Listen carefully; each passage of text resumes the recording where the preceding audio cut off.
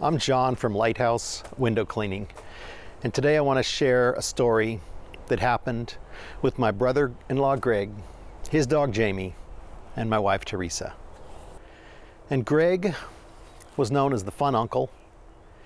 Greg embodied the spirit of joy, of faith, of family, of laughter, of humor. Well, 5 years ago, Greg went through a pretty hard time and he lost his oldest daughter, he lost his marriage, and he had lost a dog.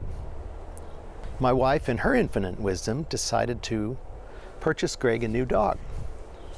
It was a border collie named Jaime.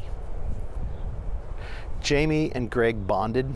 Greg had 5 acres, lots of room for Jaime to run around, and Greg worked in an airplane hangar as a mechanic. Jaime was the shop dog. On January 2nd, this year, Greg passed away of a heart attack, and we became the new owners of Jaime. Along with our grief, we were trying to rehome her, as we lived on a city lot. My wife and I both had full-time jobs. We reached out to a border collie rescue, about 5 hours round trip. They were delighted to have Jaime.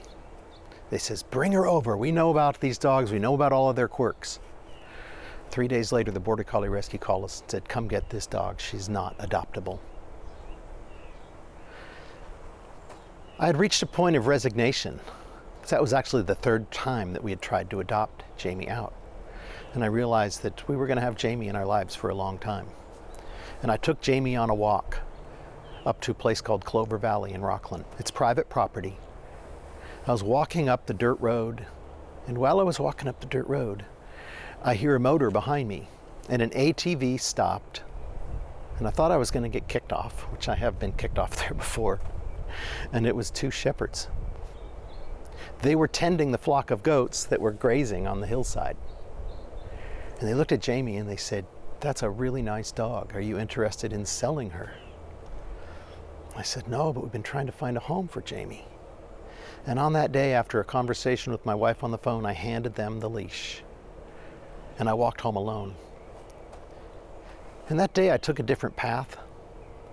And when we take a different path, there's unexpected gifts, there's unexpected angels that we may encounter along the way.